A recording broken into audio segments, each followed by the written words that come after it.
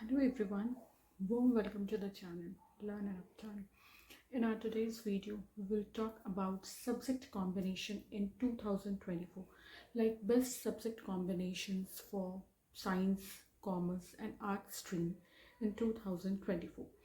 अगर आपको 2024 में बीएड करना है या अगर आपने बीएड में एडमिशन ले रखा है तो कौन से सब्जेक्ट कॉम्बिनेशंस आपको सेलेक्ट करनी चाहिए और क्या क्राइटेरिया होना चाहिए, इस बारे में आज की इस वीडियो में हम बात करेंगे। सबसे पहले बात करते हैं साइंस स्ट्रीम वालों के बारे में। तो साइंस, अगर आप साइंस स्ट्रीम के हैं तो आइदर आपने पीसीएम लिया होगा या पीसीबी लिया होगा, यानी कि आइदर आपका फिजिक्स केमिस्ट्री मैथ्स होगा या फिर फिजिक्स केमिस्ट्री एंड बायोलॉजी होगा। ठीक है, तो जो भी आपका ऑनर्स पेपर है वो एक सेलेक्ट कर लीजिए। आप अपना पेपर 1 फर्स्ट सब्जेक्ट आपका जो हो जाएगा वो आपका ऑनर्स पेपर हो जाएगा। सपोज दैट आप पीसीएम के स्टूडेंट हैं, आपने फिज़िक्स में ऑनर्स किया है तो आप पेपर 1 फिज़िक्स को बना लीजिए। थोड़ा सा सब्जेक्ट्स को वाइजली सेलेक्ट करना होता है कि वैसे सब्जेक्ट्स जिसमें थोड़ी वैकेंसीज ज़्यादा आती हों, बिकॉज अल्टीमेटली आपको बेनिफिट तभी मिलेगा चाहे वो गवर्नमेंट स्कूल्स हो या प्राइवेट स्कूल्स हो। अगर उसमें वैकेंसीज ज़्यादा आती होंगी तभी आपको जॉब अपॉर्चुनिटीज़ थोड़ी अर्ली मिलेंगी। ठीक है, तो ऑनर्स वाला पेपर आपका पेपर नंबर 1 हो गया। पेपर 2 आप ऐसे सेलेक्ट कर सकते हैं, सपोज दैट आपने physics chemistry maths and computer पढ़ा है।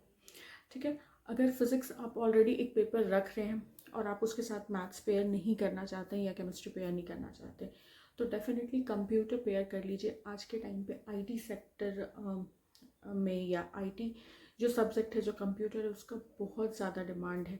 तो ऐसे सब्जेक्ट्स के लिए वैकेंसीज भी बहुत आती हैं, चाहे वो प्राइवेट स्कूल में आप रेज्यूमे देने जाएँ या गवर्नमेंट स्कूल्स की रेज्यूमे हो, तो वहाँ पे चांसेस बहुत ज़्यादा बढ़ जाती हैं।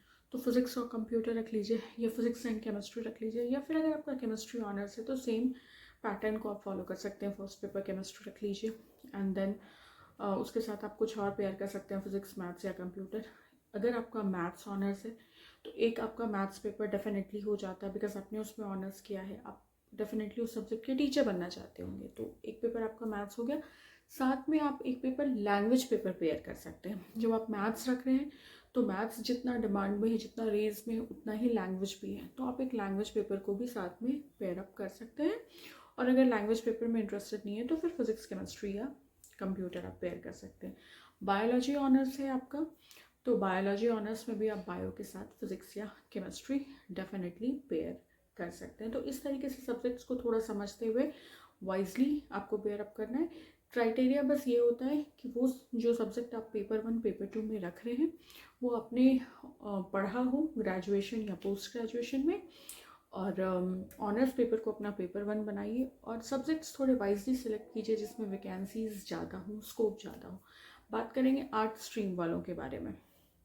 आर्ट स्ट्रीम में सिंपल सी लॉजिक है, आपके पास मल्टीपल नंबर ऑफ सब्जेक्ट्स हैं, सबसे ज़्यादा ऑप्शन आर्ट स्ट्रीम वालों को ही मिलती है।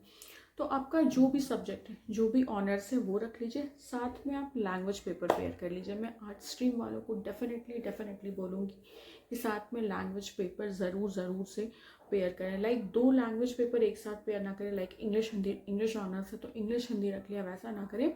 अगर आपका इंग्लिश ऑनर्स है तो आप साथ में हिस्ट्री वगैरह रख सकते हैं, बिकॉज हिस्ट्री में भी वैकेंसीज आती हैं। तो एक आप अपना ऑनर्स पेपर रख लीजिए। अगर हिस्ट्री ऑनर्स है तो हिस्ट्री है, हिस्ट्री के साथ आप इंग्लिश या हिंदी जो भी आपका लैंग्वेज पेपर है वैसे पेयर कर सकते हैं। या फिर अगर आपका इकोनॉमिक्स ऑनर्स है तो इकोनॉमिक्स के साथ हिस्ट्री पेयर कर लीजिए या ज्योग्राफी पेयर कर लीजिए। कहने का मतलब सिर्फ ये है कि थोड़ा सा वाइजली समझते हुए आपको सब्जेक्ट्स पेयर करना है। और आर्ट स्ट्रीम वालों के लिए लैंग्वेज वाला बहुत बड़ा ऑप्शन हो जाता है, तो वो आप डेफिनेटली साथ में पेयर कर सकते हैं, बिकॉज लैंग्वेज पेपर्स में बहुत स्कोप होते हैं। And then history, geography, economics, ये सारे सब्जेक्ट्स में भी बहुत सारे स्कोप होते हैं। तो आपका इंटरेस्ट क्या है, कौन सा सब्जेक्ट आप पढ़ाना चाहते हैं, ऑनर्स किस में किया है आपने, और थोड़ा सा पैटर्न को, जो ट्रेंड है, जो वैकेंसीज, वो देखते हुए आप सब्जेक्ट्स को पेयर करें। लैंग्वेज पेपर रखेंगे तो आपके लिए स्कोप जो है वो गवर्नमेंट एंड प्राइवेट स्कूल्स में भी बढ़ जाएगी। और इधर जो कोर आपका सब्जेक्ट्स हो गया उसमें हिस्ट्री, ज्योग्राफी, इकोनॉमिक्स, ये सारी चीज़ें भी आप रख सकते हैं। कॉमर्स के बारे में बात करेंगे तो कॉमर्स में सबसे ज़्यादा वैकेंसी अकाउंट्स टीचर की आती है, ठीक है। तो एक सब्जेक्ट आपने कॉमर्स रख लिया, कॉमर्स में या तो आप अकाउंट्स पढ़ा सकते हैं या तो बिजनेस स्टडीज़ पढ़ा सकते हैं, या कई स्कूल में अगर आप काफ़ी ज़्यादा आप में कैलिबर है तो आप अकाउंट्स और कॉमर्स दोनों की क्लासेस ले सकते हैं। ये आपका पेपर 1 हो जाएगा all together, accounts and commerce, या फिर सिर्फ अकाउंट्स या सिर्फ कॉमर्स।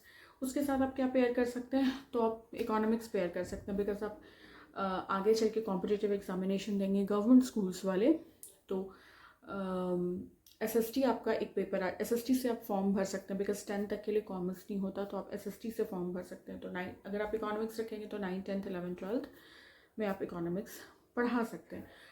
बट अगर आप तो कॉमर्स और इकोनॉमिक्स आपका बेस्ट सब्जेक्ट हो गया। इकोनॉमिक्स अगर किसी स्कूल में नहीं मिल रहा तो लैंग्वेज पेपर रख लीजिए, और इन केस अगर आप सिर्फ ग्रेजुएट हैं, पोस्ट ग्रेजुएट नहीं है, तो भी आपको 11th, 12th क्लासेस नहीं मिलेंगी पढ़ाने को। देन आप क्या रख सकते हैं, इंग्लिश एंड SST रख सकते हैं। SST में आप इकोनॉमिक्स अगेन पढ़ा सकते हैं, मैथ्स रख सकते हैं बिकॉज ऑफ कैलकुलेशन वाला पार्ट, एंड आप कंप्यूटर भी रख सकते हैं बिकॉज कॉमर्स स्टूडेंट्स वाले भी ग्रेजुएशन में कंप्यूटर पढ़ते हैं, तो आपके लिए बहुत ज़्यादा अच्छा स्कोप हो जाएगा अगर आप कंप्यूटर भी रख लें तो इस तरीके से आप वाइजली अपना सब्जेक्ट पैटर्न को स्मार्टली सेलेक्ट कर सकते हैं कि, और मैं डेफिनेटली बोलूँगी कि अपना ऑनर्स पेपर को पेपर 1 जरूर बनाएं और पेपर 2 को वाइजली सेलेक्ट करें according to pattern. So that's all for this video. Subject combination से रिलेटेड मैंने बहुत सारे वीडियोज़ बनाए हैं। अगर आपको फिर भी कोई डाउट या कन्फ्यूजन है तो आप मेरे चैनल पे जाके चेकआउट कर सकते हैं। वीडियो अच्छी लगी हो तो चैनल को सब्सक्राइब कर सकते हैं, लाइक, कमेंट एंड शेयर कर सकते हैं। Thank you so much for stopping by.